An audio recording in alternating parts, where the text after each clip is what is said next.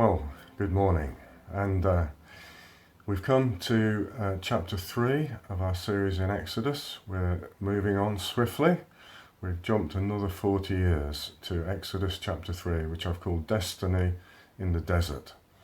Moses, we left him at 40, and now, 40 years later, we meet him again, and now he's 80. He's been shepherding in the desert in Midian for 40 years.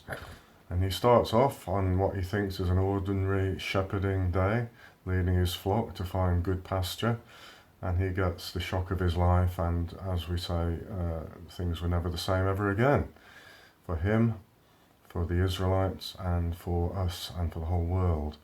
So, one of the things I've learnt from studying this is a great reminder that we're never too old to start serving God. He's starting to serve God at 80. He's not been forgotten. He's not passed by. He's a long-forgotten murderer in the desert, as far as the Israelites are concerned. Once a prince of Egypt, a fugitive, and probably forgotten. And all the people who are after him, God says, are dead now. So time has passed. And it's time for him to fulfill his destiny. It's time for him also to be himself an answer to people's prayers. Isn't that a wonderful thing when you find that you yourself are an answer to other people's prayers? And this is a kind of foundational key chapter in the Bible. Jesus knew it well. He often referred to it. He said, don't you remember in the passage about the bush when God said to Moses, I am the God of Abraham and Isaac and Jacob. And Jesus knew Exodus very well, and many of his sayings are based on it, and many of them are about him saying, I am actually the manna, I am the bread from heaven. And this is a very deep chapter. We could spend a long time on it. I'm going to try not to. But one of the things we see is that God's call is the key. That's the key. Not our power, our ability. The ability comes from God. The issue is, what has God called us to? And the other thing we see is that God is with us. The ever-present, ever-living, all-competent God is with us through all the seasons of life, whether that be Moses in the desert or us here in the virus and in the pandemic. So, I've divided it into 3 points. We're going to have a look at what Moses first saw, and then secondly, we're going to look at what Moses heard, and then we will look at Moses' reaction and God's reassurance to him. Of course, he was shocked, actually. So, what Moses saw, let me read to you the first few verses. It says in the NIV, Moses and the burning bush. Now Moses was tending the flock of Jethro, his father-in-law, the priest of Midian, and he led the flock to the far side of the wilderness and came to Horeb, the mountain of God. There the angel of the Lord appeared to him in flames of fire from within a bush, a thorn bush, ordinary thorn bush. Moses saw that though the bush was on fire, it did not burn up. So Moses thought, I'll go over and see this strange sight, why the bush does not burn up. So he sees a flame just go on burning, a flame that doesn't seem to need any fuel. It just keeps on burning. So this was an ordinary day for him, shepherding, as we've seen. He's been doing this for a long time, but on this particular day, little did he know when he woke up and said, I'm going to take the flock over that away, see if we get some more pasture. His day was going to be a day of destiny. Everything was going to change. It seems a strange sight. He must have seen thorn bushes on fire before, maybe in the drought, maybe hit by lightning, but this one, it's something different. It just keeps on burning. The flames should fizzle out, but no, they just keep burning, burning, burning. So he goes over to have a look. And this is a flame that seems to be self-existent, inexhaustible in its life and power. It seems to be independent of anything else. And that's going to be one of the things he begins to understand about God. So that's what Moses saw. What does Moses hear? When the Lord saw that Moses had gone over to look, God called to him from within the bush, Moses, Moses. And Moses said, Here I am. Do not come any closer, God said. Take off your sandals, for the place where you are standing is holy ground. And he said, I am the God of your father, As we've learnt already, his father's name was Amram, who was a man of faith, Hebrews 11 tells us. I am the God of your father and the God of Abraham, the God of Isaac, and the God of Jacob. At this, Moses hid his face because he was afraid to look at God. The Lord said, I have indeed seen the misery of my people in Egypt. I have heard them crying out because of their slave drivers, and I am concerned about their suffering. So I have come down to rescue them. So now go, I am sending you to Pharaoh to bring my people, the Israelites, out of Egypt. See the verbs there. I have seen, I have heard, I am concerned, I have come down, and then I am sending you. So, what did Moses hear? First thing he hears is his own name. Moses. Moses. This person knows him, has found him. He's located, he's not forgotten. He's chosen, in fact. And God protects him. He says, you better take your sandals off your feet, otherwise you're going to die. It's like God saying, I'm like an atomic energy and force. You need asbestos, you need lead. You need to be protected.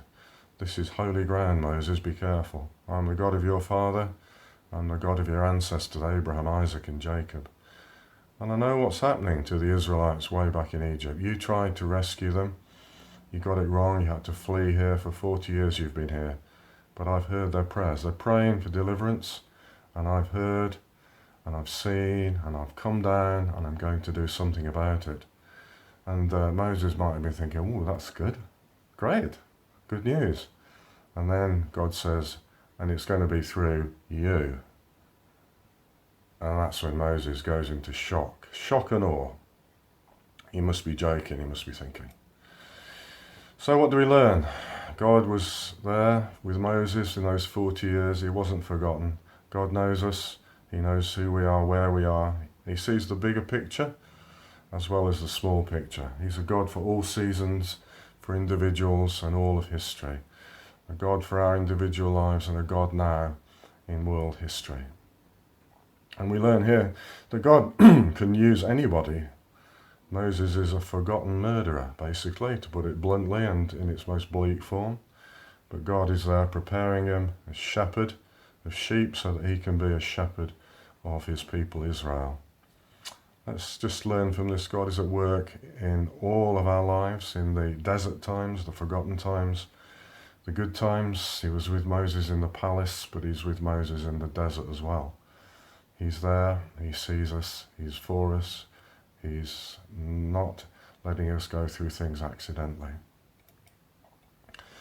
So, thirdly, we come to the third section. We see Moses' reaction to what God says, and we hear God's reassurance to Moses, because Moses, he doesn't really know what to do with this. This is too big. But Moses said to God, who am I that I should go to Pharaoh and bring the Israelites out of Egypt? And God said, I will be with you. That's the difference. And God says, I will be with you. And this will be the sign to you that it is I who have sent you. When you have brought the people out of Egypt, you will worship God on this very mountain. If you like, the proof of the pudding is going to be in the eating, Moses. You're going to find out afterwards that this was right. You've just got to obey and walk by faith now. Moses said to God, suppose, he's thinking, suppose, let's theoretically say I do decide to obey you. Suppose I go to the Israelites and say to them, the God of your fathers has sent me to you, and they ask me, what is his name? Then what shall I tell them? God said to Moses, I am who I am. This is what you are to say to the Israelites. I am has sent me to you. Mysterious words, eh? So, reaction and reassurance. Firstly, Moses says, I'm inadequate. I can't do this. Who am I? God says, well, that's not really the point, is it? He says, I will be with you. Just like Paul says, in earthen vessels, the glory of God is revealed. God uses broken pots, broken vessels. He uses people who are weak enough to lean on him. And then Moses says, I'm not only inadequate, I'm ignorant. I actually really don't know who you are and what kind of God you are. What shall I say to them? What new revelation? What is it you're going to do? Who are you really, and what are you about to do? And God says to him, I am. And we would say, he is. And God says, I am always, I am. And there's a play on words here of the verb to be. But God is keen to say to us, look, not I was. I'm not forgotten a nobody. And I'm not actually just there in the future, but I am. I'm living in an ever-present present. I am always, I am. He's saying, look, say to them, the eternal, ever-present God, like a flame that just burns and burns on and doesn't need fuel, a self-existent God. The God of your fathers has sent me to you to deliver you out of Egypt. And because of that, God says, look, because of that, the elders, literally the bearded ones, are going to listen to you. They're not going to just dismiss you. And because of this, Pharaoh eventually will give way and he'll sort of hurl you out. He'll want to get rid of you. And also the Egyptians will give you their riches as you leave.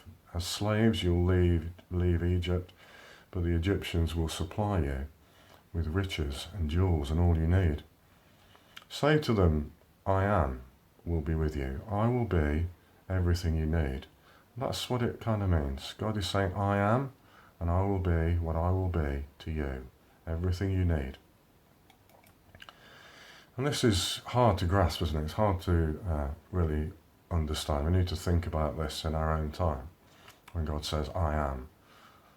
I used to sing about it in great hymns, Jehovah great I am. And we used to sing, guide me, O thou great Jehovah, pilgrim through this barren land. The word I am used to be translated Jehovah. Scholars think it is really more like Yahweh, but it means I am. But who tells us most about who the I am is? It's Jesus, isn't it? In all his I am sayings, and particularly, let me just remind you of one incident in Matthew chapter 14. There's a great storm. The disciples are in the boat. They think they are going to drown, and Jesus comes to them walking on the water. And he says to them, fear not, I am. And Peter gets out of the boat, and as long as Peter is looking at him, he doesn't sink, because Jesus is the I am. And Jesus is fulfilling things like Isaiah 41, where God says, take hold of my right hand, and I, the Lord your God, take hold of your right hand, and say to you, fear not. It's like Jesus giving out his right hand out to Peter, saying, hold my hand, look, I'm holding you out of the water, out of the storm. Fear not, it is I.